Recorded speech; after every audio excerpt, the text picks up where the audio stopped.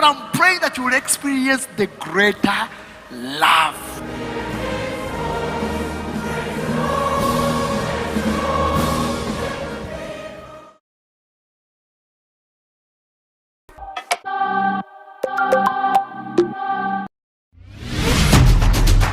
Issues at Hand, powered by Protea Hotel by Marriott Entebbe. Comfort and luxury at its best.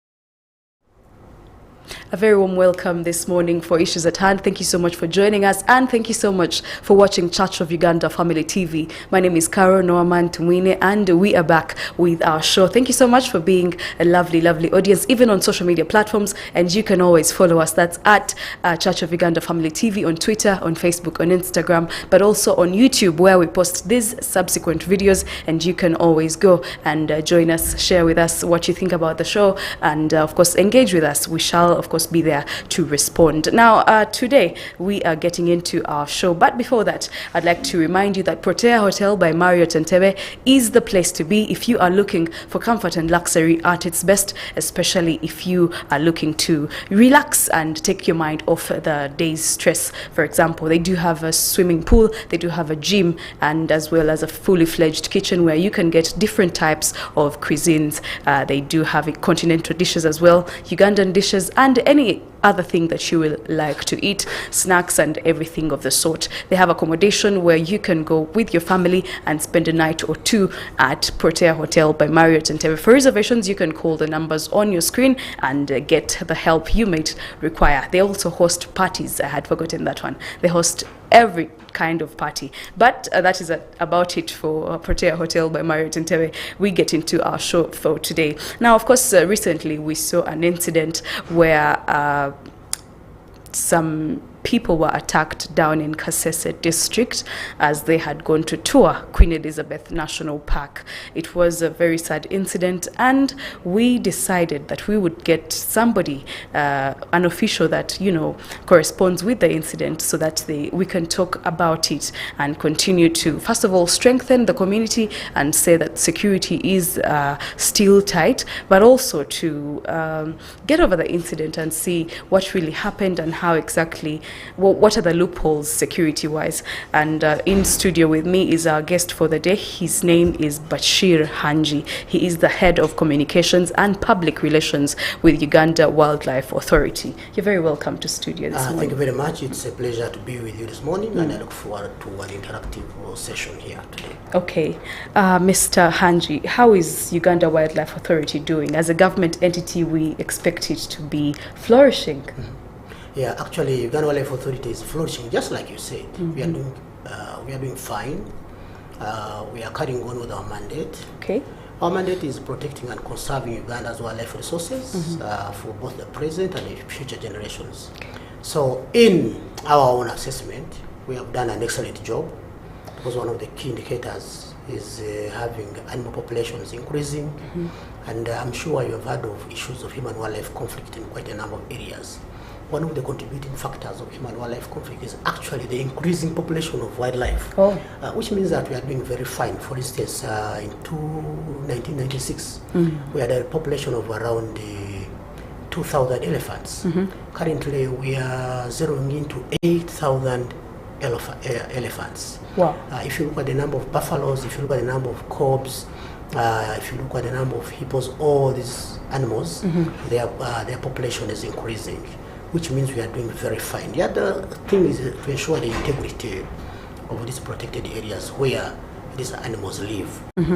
Ensuring that these protected areas are not encroached on, ensuring there are no poachers who come and hunt and kill these animals for either meat or trophy or mention it, and ensuring that people do not take this land for personal use. I've done exemplary well in this area. I'm sure you've heard of areas where we've had clashes with communities because these communities think this land is idle, and as such, they should come and utilize it for their benefits. So, and we've always stepped in and said, look, whereas you think this land is idle, actually it's being put to use. It's habitat for wildlife. So we've done an incredibly good job Over the years, I'm sure you've heard of the record of safety of people who come to our protected areas. And this is largely because we are putting in a lot of effort to ensure that people come to these areas, the protected areas, go along their tourism activities and live when they are safe, so that they are able to go back and tell those they left behind what they saw. Okay. It can be a very absurd situation for someone to come and they never get an opportunity of going back to say what they saw, just like what happened in Kasese. So as UWA, we are doing very fine. The other key indicator of our good performance is the relationship we have with the communities. If we're doing conservation work, has a lot of security for protected areas, the animals they are in, the people they are in, But for this to happen, I can assure you, without working with the communities so well, we wouldn't achieve what I'm talking about. So we have done an incredibly good job. We are enjoying a good working relationship with the communities around our protected areas in different parts of the country. And we're also sharing benefits with them, for them to feel the importance of helping us or participating in the management of wildlife, protection of wildlife, conservation, yes. and being part of the solutions. They must feel the benefit. Okay. And this is an area where I've done so well. We share benefits with them. As like any other government entity, we are working towards achieving the NDP 3, and we are guided by that document, the National Development Plan 3. Yes. And one of the key tenets of that document is socio-economic transformation of the country. True. And to do that, we must ensure that we eradicate poverty and increase household incomes. So this is an area where we believe we've done an incredible job, and we continue to do so that, it's very good to lift someone from a low to a high indifference curve. That's true. That's the only way someone can say, these people have made a contribution, these people have touched my life. And this is exactly what we are doing as Uganda Wildlife Authority, among others. Thank you very much. Now, still on the population of animals, I would like to understand, this land does not grow wider. It Certainly. remains like It doesn't the increase. same. From 2,000 animals, shooting to 8,000. One would wonder, is the land still enough? Can it contain these animals? Oh yeah, we have enough land. The challenge we are having is that the animals go out of the protected areas, Okay. and go to communities. And now when they go to communities, they destroy either their crops or they kill their livestock. Sometimes they injure communities or kill The people. because we have this whole thing of, look, when you go to any community, if they hear there's a lion in that particular village, almost the whole village assembles and they want to go and hunt it down. And sometimes in the process, this animal also defends itself, and it leaves quite a number. You remember the lion incident in Kagadi? This is a lion that we killed, and killing an animal is something we do painfully because we value human life. We cannot say that human life should be endangered because of an animal. So we painfully take these decisions of like putting an animal out of action if we think the lives of the people in that particular community are in danger. So, but by the time we put this animal down, 4 people were hospitalized because they tried to attack it using spears and all sorts of weapons that they had. And I can assure you, many of them have sustained injuries. Some of them, I'm sure, have scars, probably that will never heal. So now, as these animals go out to communities and destroy crops, kill their livestock, and sometimes injure people, some communities don't stop at that. They engage in what we call retaliatory killings. Either poison the animals because they know they like meat, and maybe there's an animal that is dead and they lace it with poison, and then they place it strategically where these animals can come and eat it and die. But generally, the issue is not that the area is not enough, because we want actually the animal population to increase even further. Okay. We want, when you go to a park, we want you to feel the game. You get me? We don't want you to hunt for a lion. We want you to see lions all over. Okay. So we want to see the animal populations increasing. And for that to happen, we are aware that the issues of human-wildlife conflict will also increase. What we are doing is to put in place mitigation measures. Okay. Yes, so as the population of the animals increase, to ensure that we minimize on human-wildlife conflict, we put in place measures to ensure that these animals do not go out of the park. We go along with the discussion. I'll be taking you through the measures that we put in place to ensure that these animals do not go out of the park and disturb the communities. Okay, thank you so much. How is someone supposed to react then? Because now I'm imagining a situation where you have nothing to do, the animal is right there. For those people who stay around the communities next to the parks and national reserves, how is somebody supposed to react in case the animal is right there in front of them? Then what? It is unusual to find an animal right there in front of you. You know, these communities that stay near protected areas have been there for a long time. Yes. And they have coexisted with the wildlife for many, many years. You can imagine, you know, we are talking about the gazettement, the time when these parks were gazetted. But before they were gazetted, the animals were there. And there were people staying with these animals. So they very well know that if you do not provoke an animal, you are safe. If this animal doesn't feel threatened in any way, you are safe. They know it. And I repeat it. These animals, once it feels secure, it won't do anything. It won't do anything. Okay. So the communities know. When they see animals, they just go along with whatever they are doing. And the animals go. The challenge is now we wanting either to throw stones at it and then it feels insecure. And now it wants to defend itself. But normally what they do, they note fires. They call the various parks that we have in their communities. Okay. We have community conservation rangers. And these people basically, they are the first responders in most cases when we have cases of human-wildlife conflict where animals are out in the communities and communities feel threatened, they don't feel safe because of the presence of these animals.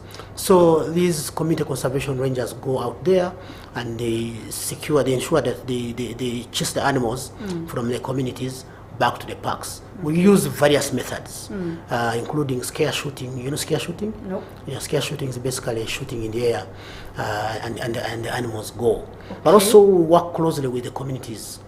There are people we call community scouts. Yeah.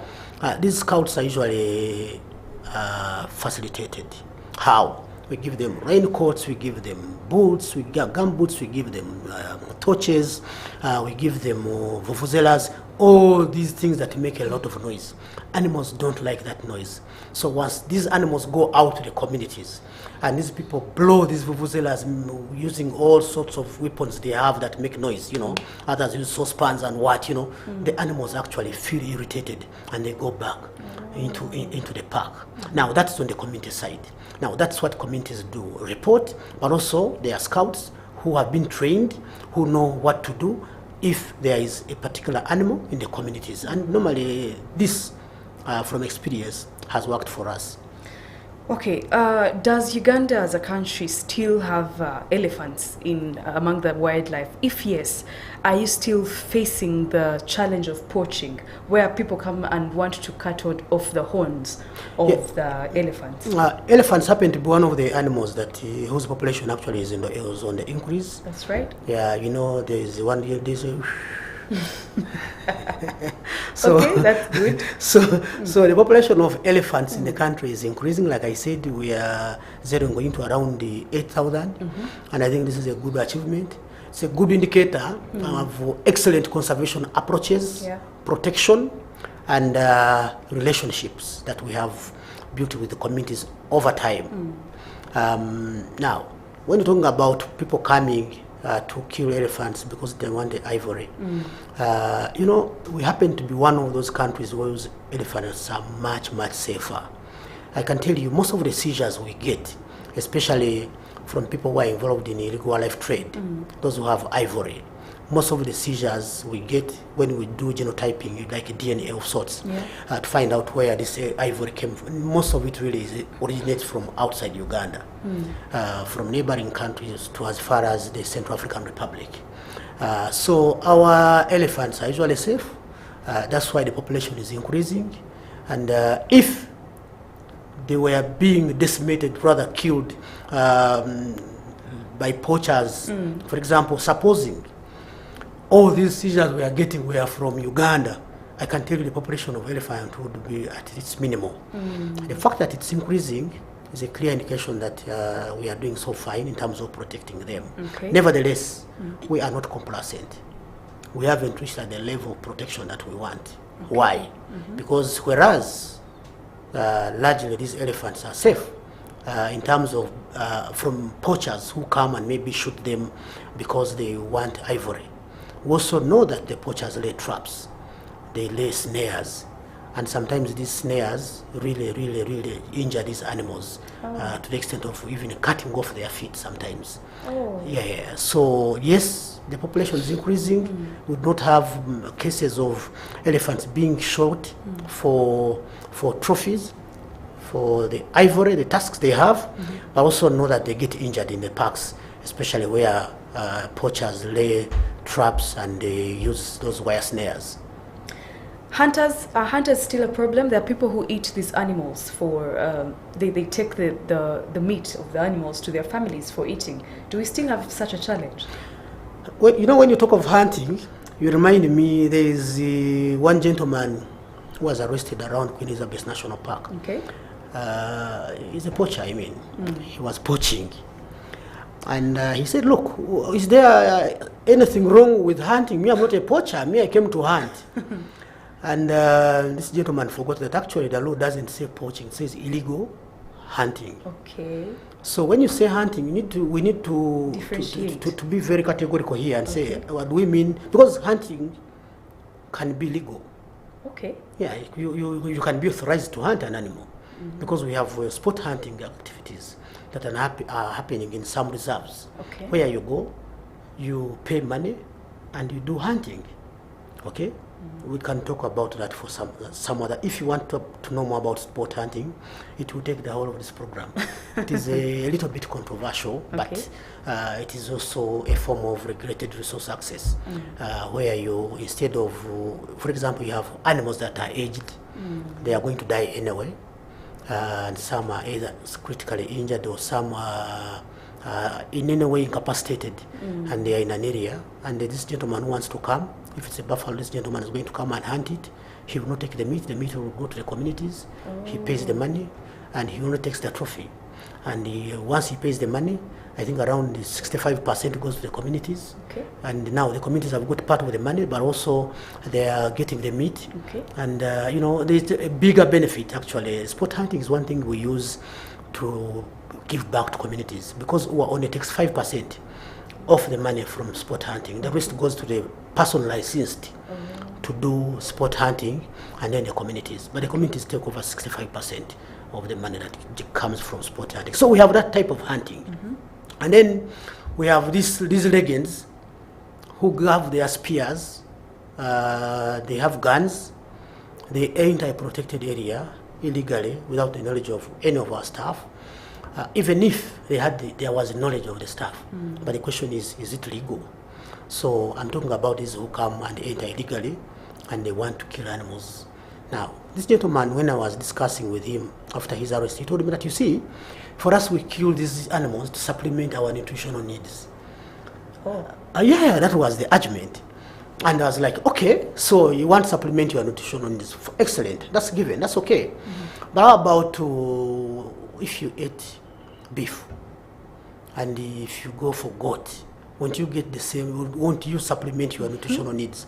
And the answer really wasn't forthcoming. Bottom line is, some people hunt for meat, others hunt because they want some body parts of these animals, others hunt because they believe hunting is a family tradition. They tell you that for us, traditionally, we are hunters, and you are not going to stop us from hunting. No amount of intimidation or scare will stop us from hunting, and we'll continue hunting. Yeah, because look, today, you enter a park, you are arrested, and 3 days later, your brother comes. What does he think? Clearly, you can see a case where people insist that for them they must do it. So those are some of the behavior issues we are handling through our behavior change communication approach. Because we want people to change they know something is not right, but they insist on it, and largely this is a behavior issue. So we are using a behavior change approach in terms of communicating to these communities through community meetings, community gatherings, so that we appeal to their senses of reason that, look, you think it is a family tradition to hunt. It could have been at a time, but things have changed. Conservation has come in. These areas have been gazetted, protected areas, and as such, there are laws that govern these areas. If you enter then illegally, and then you'll be caught on the wrong side of the law. You don't want to go in the dock and be sentenced for 8 years. Keep away from your family, keep away from community, leave behind your loved ones because you went to hunt a cob. We don't think that that's something that should happen. Okay, Mr. Hangi, if you agree with me, tourism is one of the flourishing industries in Uganda here, and we're looking at creating a conducive environment for tourists in general. And my first question would be the safety of persons who come to these parks right now. That is hanging in jeopardy because of some of the incidents. Are the people still safe when they come to visit these national parks? Our parks are protected areas. You know, when you talk of protected areas, it's not only bigger than a park. It could be a national park. It could be a wildlife reserve. Let me give you an example. Queen Elizabeth Conservation Area, it has Queen Elizabeth National Park. Yes. That's a protected area. It has Resort Mountains National Park. Yes. That's a protected area. You have Chigezi Wildlife Reserve. That's a protected area. You have Chambura Wildlife Reserve. So all these, these are protected areas. And all these places host visitors.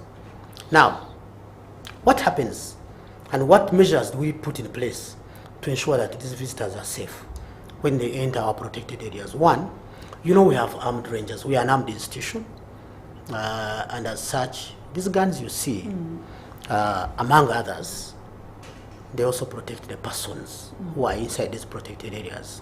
And when I talk of persons, I'm looking at staff, ourselves. It turns out that these animals that we protect, they don't know that we are protecting them. So they can as well injure us. They can as well turn against us. They can as well kill us. They don't care. They don't know. It's not like these domesticated animals, like if you have a dog at home, you come, it comes, it receives you, know. No. These animals, they are in the wild, I mean, and they are not habituated animals. So basically, they are wild. They don't know what you are doing. So these guns also help us to protect ourselves against these animals, but also to protect the people who come inside these protected areas. One, against the animals, some dangerous animals, but also against other unauthorized entrants who come into these protected areas. This could be poachers. In most cases, these are poachers, but also lately, like you were talking about the Kasese incident, of course we cannot tell whether these people were poachers. You know, even if you are able, you can be a poacher, right? Yeah, so we cannot tell, but such elements that enter the protected areas without being recognized, and once they find us, and we can engage, you know, to ensure that our visitors are safe. But for this to happen, we do a lot more than holding those guns, you see. We do patrols. Now, let me give you an example of Queen. We do vehicle patrols, motorized patrols. We do foot patrols, but also do marine patrols on the waters. We have boats that patrols on the waters. Now, the intention of this is to see if there is any potential danger, and we forestall it. You know, you act fast, be proactive. Don't wait for trouble to happen and then you take action. We don't want to be a reactive force.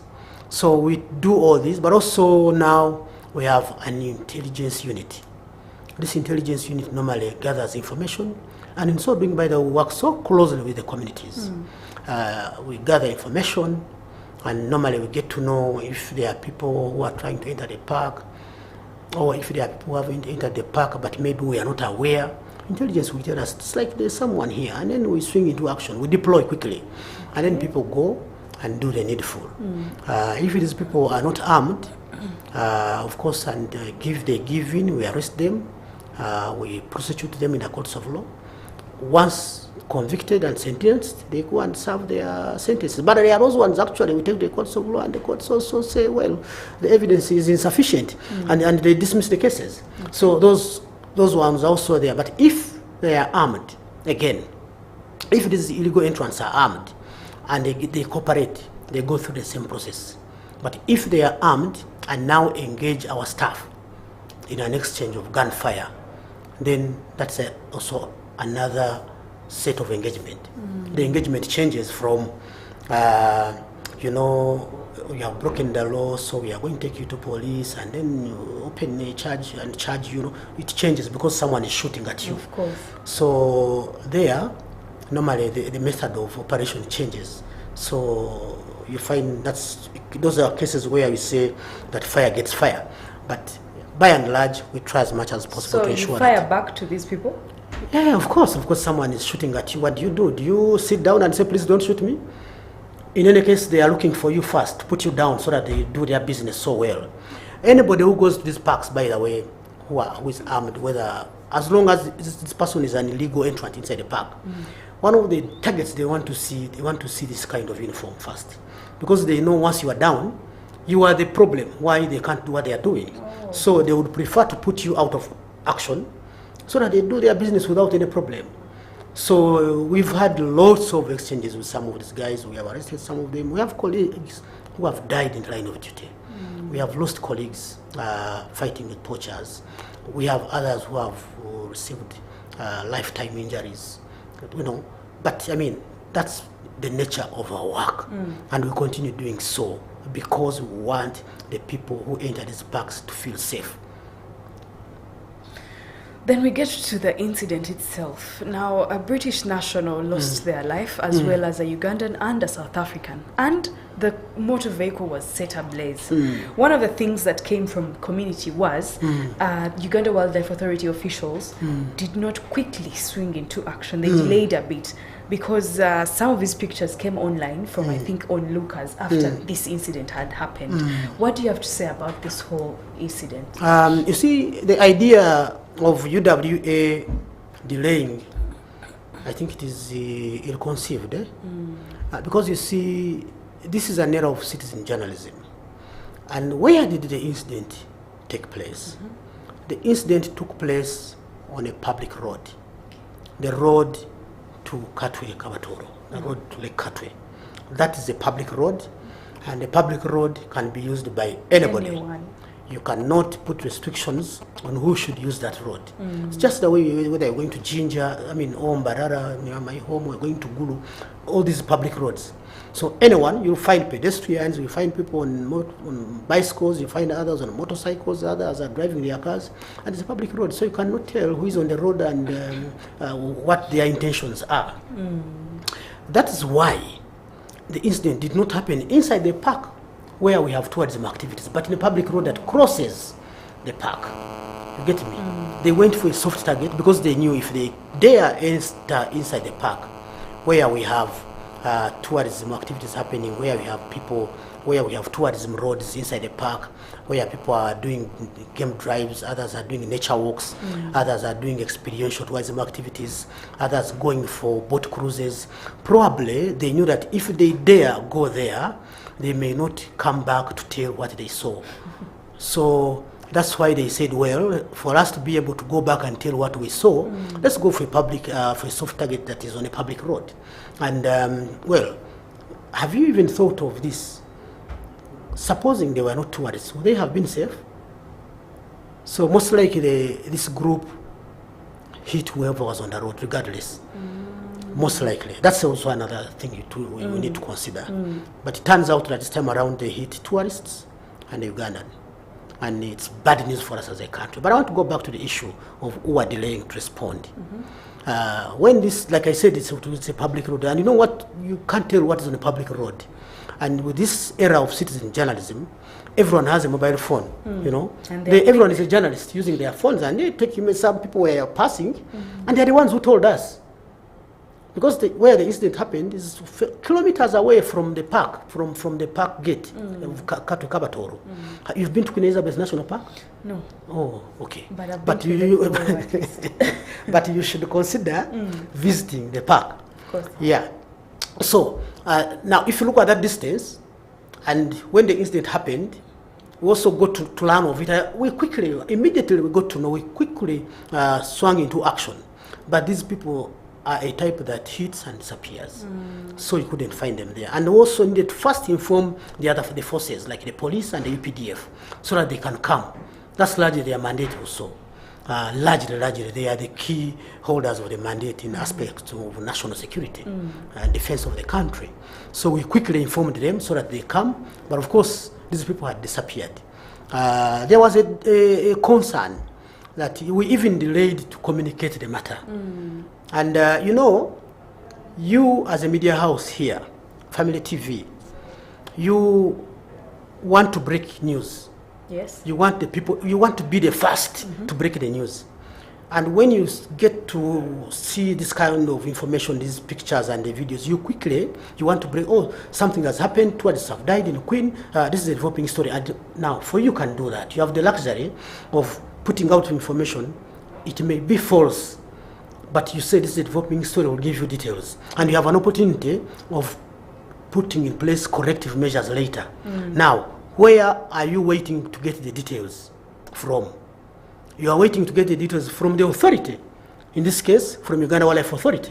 So Uganda Wildlife Authority cannot behave like a media house and we say something has happened, this is a developing story. We can't do that. Because we are the authority, you want all the information from us. So we have to take time, put all the facts together, and then communicate information that you as a media house can put out. That's right. So we couldn't rush to put out information and we say we are waiting for details from who? Yet the public expects details from us. You, yes. So what we did was to ensure that we have all the information to know what happened, what time, under what circumstances. For example, the person who was inside the vehicle was literally unrecognizable. So we need to first look for details of these people, know their nationalities, look for their travel documents, and then try to reach out to their embassies first, because we didn't want the embassies to get information from the news, you know, and then have all these facts together and then issue a statement. That's what we did. Okay. You know, that's what we did. So there was no any delay.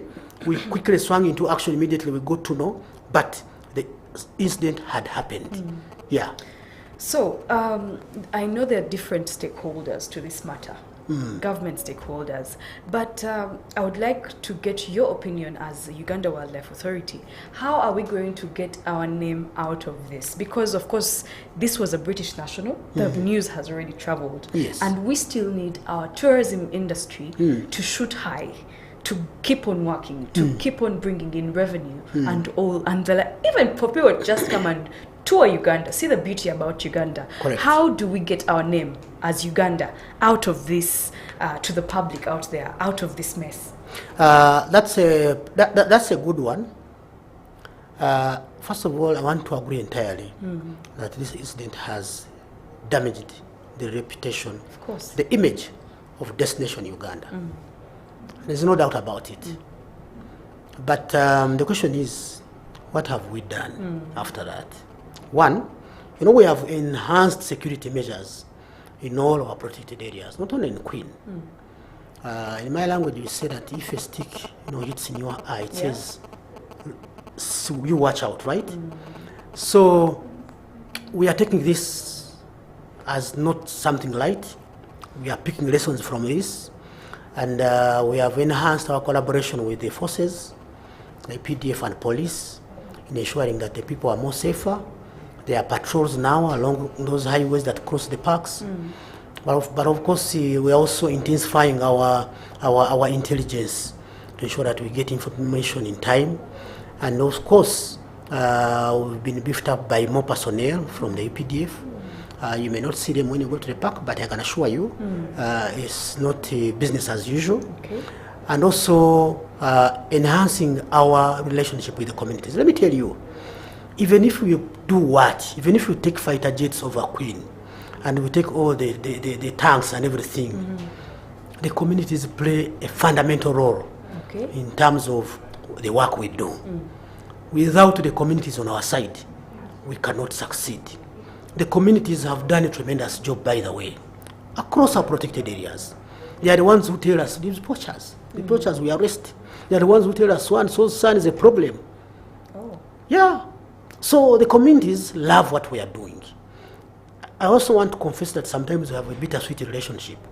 Like I gave examples of animals going out. That particular time when animals have gone out of the protected areas and they are destroying crops, it becomes a big issue, But because we have learned to live with the communities and resolve matters as a family, we have good working relationship with the communities. Now, that said, redemption of the image of Destination Uganda is not a role of Uganda Wildlife Authority alone. It's not a role of government alone. It is the role of each and every citizen of this country. I've seen quite a number of people rejoicing this action, this incident, on social media, on Twitter. And no, they provoke and tag me in their rejoicing. And they're like, you see, this is what we are saying, blah, blah, and they politicize the whole thing. What we are saying, whether you are Ugandan in diaspora or a Ugandan here, you are a Ugandan. This is your home. You have no other home place to call home. This is your home. It's where you have your siblings, where you have your family members, where your heritage, So this is our country for all of us, regardless of where we are, across the globe. And therefore, redeeming the image of this country, rebuilding it, is our responsibilities. And let's start with media, for instance. When you are running family TV here, and you come across a clip of a burning vehicle in a park, and you put it out. Yes, you have communicated, but what message are you sending out? How are you portraying your country as hell, as a country that cannot be visited? So can we be more responsible? The citizens, you see this. Yes, it has happened, and maybe you have a phone, but as you share, let me tell you something. You have a right over what you can share out there. You have control over what you can share, but you have no control over how far it can go. Wow. Once you tweet something, you have a control over what you can tweet or what you can share on a WhatsApp platform. But you have absolutely no control over how far it will go. It's circulation. It takes its own course. So we should also be mindful of this. Be patriotic enough. Think of the implication it has on your tourism industry. Let me tell you, this is a sector that is just recovering from COVID. So last year alone we had around 841,000 arrivals in the country, visitors who are coming, the tourists. Now that is far less compared to the 1.5 where we had reached pre-COVID. Oh. You get me? So we are just coming. The magic is in the parks, where actually we had more visitors than even those ones we had before COVID. Because, for instance, before COVID, we had reached around 330,000 people who were visiting the parks. Last year, we had over 360,000 people who were visiting the parks. Okay. So, but bottom line is that you have a sector that directly employs 670 jobs. It creates 670 jobs. Now, if you show that this country is not good to visit, and you portray it as a country that is dangerous for someone, you are endangering these jobs, 670,000. You are endangering, you are hurting the economy, because tourism brings a lot of forex to the country. You are hurting all these men and women you see in uniform, in UWA uniform, doing a lot of work. It's a force of around 3,000 people. You are putting their lives at stake, because if there is no tourism revenue, where would you get money to do conservation? So I think this should be a collective responsibility for all of us. Of course, there are lead agencies of government in terms of marketing Destination Uganda. And I must tell you, our sister agency, UTB, is doing an excellent job in terms of marketing Destination Uganda, the Pearl of Africa, But they cannot work alone. They need the support of UWA, they need the support of Family TV, they need the support of each and every citizen. Around this time, most people have social media accounts. What kind of content are we putting out there on our social media accounts? Is it positive content or negative content? So this, in my view, is surmountable. It is surmountable. We can redeem the image of Destination Uganda. If you go to Queen today, you find tourism activities going on normally. Okay, but we can do even more, beyond this. So it takes a responsibility of all of us to ensure that we put out a positive image about Uganda and promote it as a country that people should come and visit. Have you, I don't know how many countries you've visited, but look, I've been to a number of countries.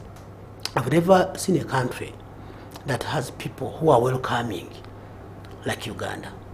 Wow. Ugandans don't care where you come from. They have one interest: what do you bring on the table?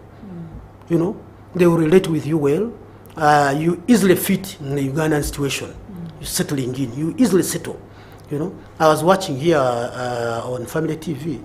I don't remember. I think it was an advert or something, and they were showing an England national who has immersed into agriculture here. Yes, yesterday. That was our story. That was a story. Now, it's not easy to do that in another country. That's true. But in Uganda, he would come, and he's going to be very rich. I can tell you. Because he's employing Ugandans. And he has brought the money. He's investing in agriculture. He has banana plantations, huge banana plantations. Yeah. Now, this is not a Ugandan national.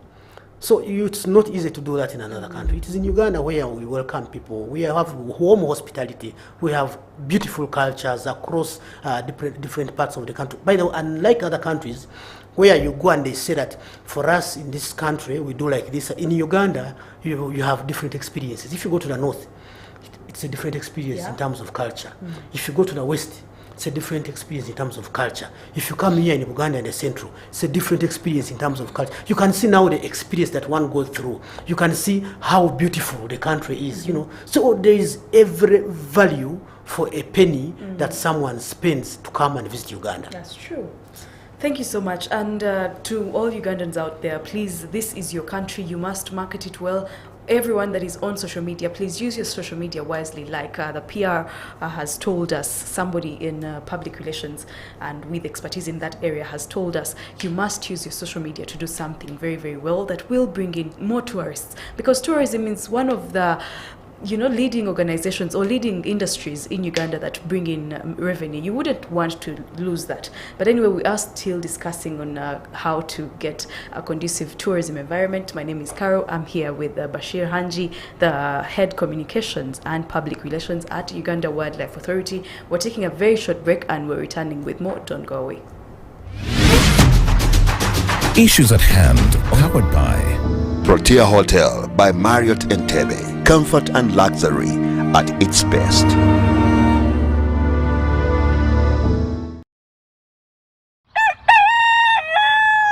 Broadcasting from the heart of Kampala. Good morning, family.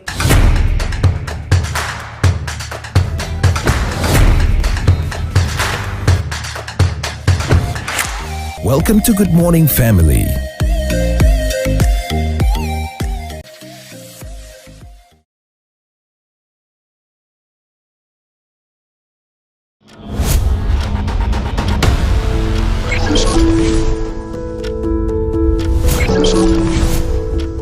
Family Hour, empowering families one episode at a time. Together, we build strong, healthy, and thriving families with our daily dose of inspiration and expert insights on topics that matter, like education and career growth. Education deals with the minds of our younger children. We want to see more model schools. Family health. So the public is advised to follow the Ministry of Health guidelines. Finance and wealth. As the government, as the parliament, we can plug those gaps so that the money that we collect from the Wananchi give value to the Wananchi. Leadership and governance. Leadership, I think, requires unity, people being united to accomplish an objective. Not forgetting parenting. For those of us that have children, depending on the level of intimacy, I think it's important to show your children the type of relationship you have. Catch more of this every Monday to Friday at 9 p.m.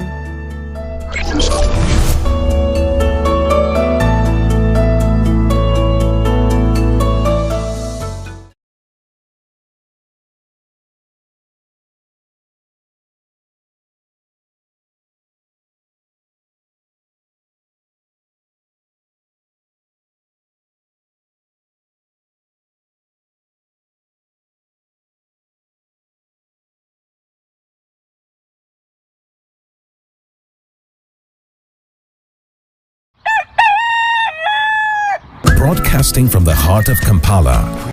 Good morning, family.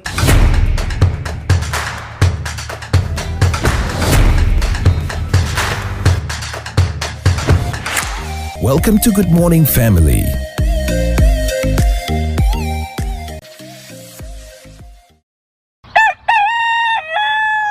Broadcasting from the heart of Kampala. Good morning, family.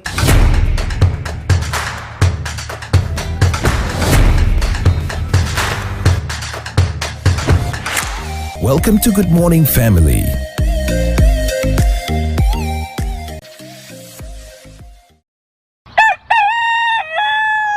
Broadcasting from the heart of Kampala. Good morning, family.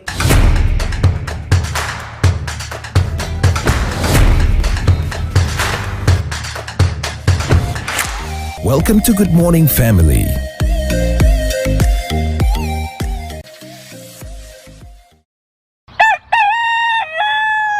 Broadcasting from the heart of Kampala. Good morning, family.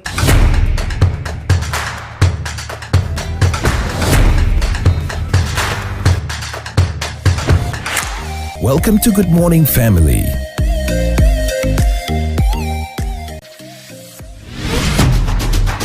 Issues at hand, powered by Protea Hotel by Marriott Entebbe. Comfort and luxury at its best. We're back with issues at hand. Don't forget to visit Protea Hotel by Marriott Entebbe to get comfort and luxury at its best.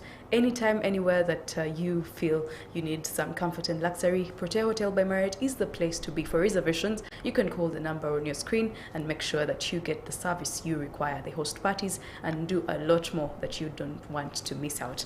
My name is Carol and I'm here with my host, Hangi Bashir, Head of Communications and Public Relations at the Uganda Wildlife Authority. Now, we're still discussing the incident that happened in Kasese, where we saw a Ugandan national, British national, and South African national lose their lives. And of course, their car was even burnt down at the end of the incident. We, as a country, do not know yet who did this.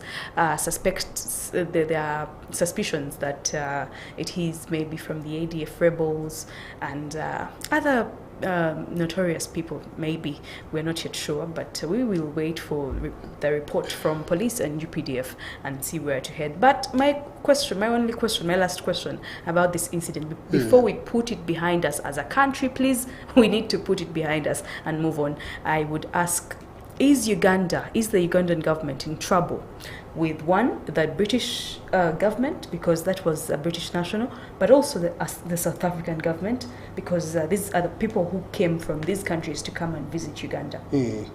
Thank you. One, these incidents happen all over the world. Actually, in other countries, even there are worse cases. I'm sure there are countries where you see shootings on the streets. I don't want to mention countries. There are countries where people enter like a club and they just shower bullets around and kill people, you know. And we also know of countries where there are people being bombarded, you know, all these sorts of things. But people go there, right? Yeah, they still go. And me, I can tell you that I know a country with a high rate of gun violence. But here in Uganda, many Ugandans are dying to go there. Of course, we know what that Given is. an opportunity, even if you tell them to walk there, as long as they are very sure when they reach the border, you allow them to enter, they can even walk there. And in spite of all that history of gun violence there. Now, what happened in Uganda, this is not what we are known for. And the whole world knows that Uganda is not known for such killings. It's an isolated incident. Yeah. How many times have you heard of such in your lifetime, where you have tourists who have come to visit the country, they are killed, and their vehicle burnt? That is not what we are known for as a country. Like I said, we are known for to be a beautiful country, welcoming people, home hospitality, mention it, you know. So the British government, the South African government are also aware.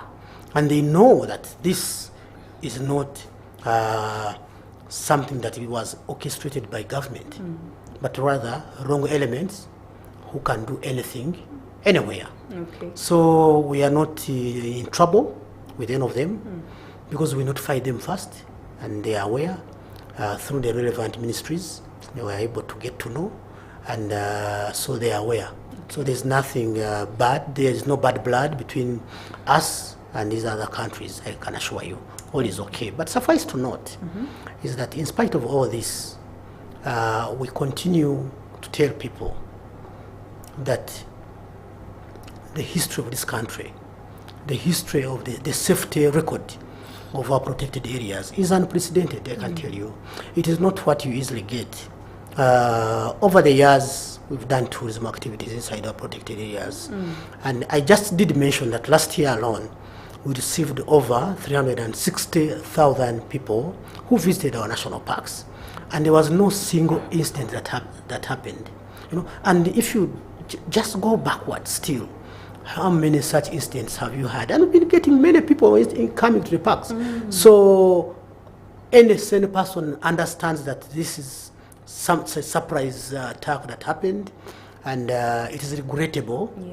And of course, we send our condolences to the affected families, but we know that as a country, we are going to overcome this, and we will start smiling again. I can assure you. Okay. We're still feeling bad about it, but at the same time, we are continuing with our promotional drive to ensure that we bring as many tourists as possible to the country, to ensure that the country people look at the country in a positive light, and to request our colleagues out there in the media to be a little more responsible in reporting. Where you are not very sure about something, reach out to us. We'll be happy to give the information so that the media also puts out correct information. And I want to differentiate between the two. Putting out correct information and putting it out wrongly. Okay. Media had correct information, by the way. Even all these citizen journalists, they had correct information. But how this information was being put out is what hurt the country. We are not saying that family TV, when someone has been killed, keep quiet. No. But how do you package your message to ensure that you don't scare people? You don't portray the country as hell. You know, this is the point. So we want the media to put out correct information, but also be mindful of the fact that the information we put out there, it can have serious repercussions in terms of our image as a country and the people who want to come. We shouldn't scare people. Put out information, but also give a message of hope. You know? We have 3 minutes. Maybe in your last words, you could encourage the tourism community to keep on coming to these national parks, supporting the cause, and also coming to look at the beauty and the nature that we have. My first message goes to our operators. You are doing a great job. We know one of the people who died was a guide. And the guides, they are doing a tremendous job, I can tell you. The guides of this country are the ones who are selling this country. They are the ones who are doing the story around Uganda. They are the ones who make the experience that the tourist feels, you know, when you come to visit Uganda. It is this guide who talks to you, who explains to you, that makes you love the country, and maybe go and give us higher ratings and say Uganda is the best place to go. So we sympathize with our colleagues, the guides. It's unfortunate they lost their colleague, but life has to continue.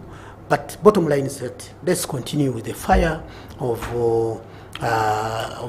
portraying Uganda in positive light. We continue promoting our parks as tourist destinations. We'll reach there at some point, but Uganda by and large remains a very safe country. Uganda's protected areas are safe for each and everyone to come and visit and go back and tell the story. Bashir Hangi, Head of Communications and Public Relations, Uganda Wildlife Authority, thank you so much for being with us. Thank you for giving us your time, and thank you so much. Please do it again and again when we invite you. It's a pleasure. Thank you for our viewers who have been here for the 1 hour of Issues at Hand. Thank you so much for tweeting, for commenting on our social media platforms. Remember, we will post this video on YouTube where you can go and interact with us and continue the conversation. We will be there to guide you and also reply. Remember to to go to Protea Hotel by Marriott Entebbe to gain comfort and luxury at its best. My name is Carol. Till tomorrow. Bye-bye. The views expressed on this show are not necessarily those of this television or its management, but as of individuals as we hear them. Issues at hand, powered by Protea Hotel by Marriott Entebbe. Comfort and luxury at its best.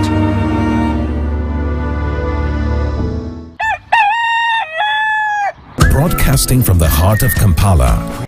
Good morning, family.